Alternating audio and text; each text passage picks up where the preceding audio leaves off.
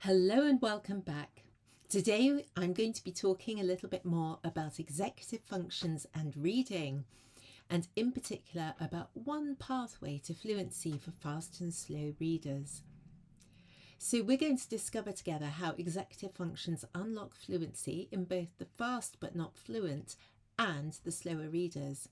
It's one pathway, one intervention, and visible results in just 3 weeks. So every September, children return from the summer break. They sit down to read, and of course, what you hear is not what you wanted. Of course, they've regressed, and getting them back into the swing of reading and learning takes time. The advantage of benchmarking their reading early is that the lower retaining children can be targeted right from the start of the term. But is this the most reliable use of an assessment?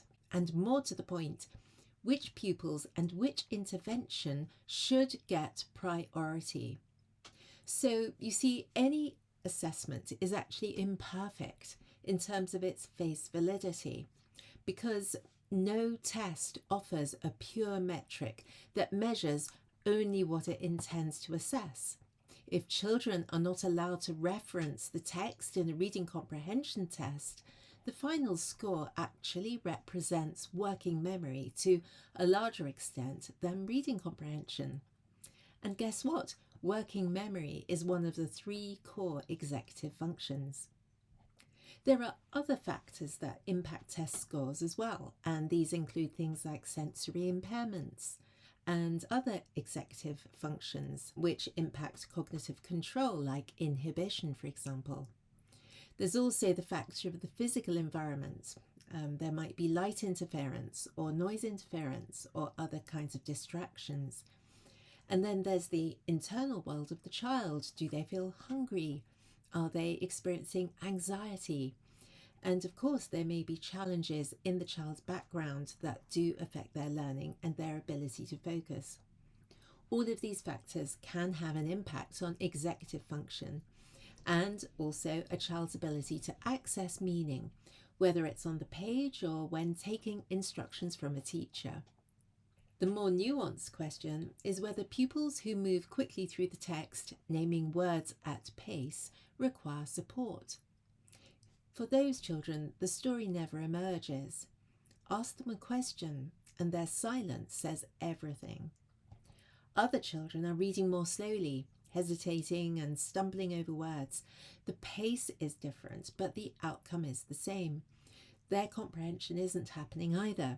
So, do you target the faster paced or the slower paced readers, given that resources are stretched? Or do you wish that you could find one intervention that supports both needs? It seems counterintuitive, doesn't it, because of the difference in the pace and the accuracy of these 2 groups of children. But both of the problems involve a lack of automaticity, and this is why they can be supported by the same approach. It's logical to assume that faster reading boosts the development of fluency. But naming words at speed and building a narrative from text are 2 very different things. Naming words at pace requires effortful control. Building a flowing narrative uses language processes that feel natural and can be sustained with ease. And reading with ease is what we recognize as fluency. It's enjoyable for children, and we hear it when prosody emerges. That's the rise and the fall of their voices as it mirrors the grammar. And their reading sounds expressive and alive and absolutely connected to the meaning of the text. So this is where executive functions matter. What is the role of the core executive functions in reading? This is where they really matter. For example, working memory is consumed when decoding is effortful. This is why it cannot simultaneously support comprehension. And the second core executive function is control of inhibition. This helps readers to avoid miscuing. The third one, cognitive flexibility, allows the readers to keep going through irregular or ambiguous words and using the context to help them to predict and anticipate what's coming up next in their reading. When these executive functions are overloaded, the children remain stuck in the fast but not fluent pattern. They may look impressive on the surface, they may sound as if they know exactly how to read, but the deeper work of comprehension really never begins. Professor Adele Diamond defines executive functions as a family of top-down mental processes that make it possible for us to pay attention and stay focused, to reason and to problem solve, to exercise choice, discipline, and self-control to avoid being impulsive, rash, or to react without thinking, to see things from different perspectives, to mentally consider alternatives, and to see how different ideas or facts relate to one another, and to reflect on the past or to consider an imagined future, and to flexibly adjust to change or new information. Why does this matter in September?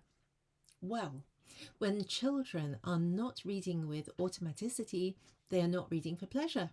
And this is why the summer holiday often widens the gap in reading attainment. Although children who read quickly without comprehension may sound secure, they are at risk of starting the new academic year unable to access the curriculum. And of course, without intervention, this gap only grows wider as the term progresses. And this really is the challenge for schools. Early intervention always matters, but particularly if the resources are already stretched.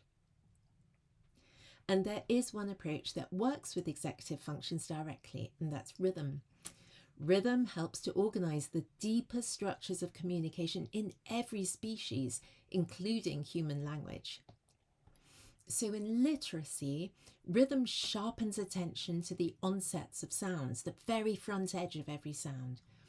Rhythm also strengthens working memory, one of the core executive functions. And of course, rhythm facilitates automaticity, like this. It's the current that carries the grammatical structures through the language and creates a pathway into fluency, especially for pupils who decode without meaning or who are disaffected by reading, and also for pupils whose reading challenges begin earlier because weak phonemic awareness leaves them stuck at the very first stages of learning to read. This fast-acting rhythm-based approach works with executive functions themselves. So in just 10 minutes a week of rhythm-based practice, the children can start to galvanize their fluency, and within 3 weeks, there is a visible change. Let's reflect for a moment.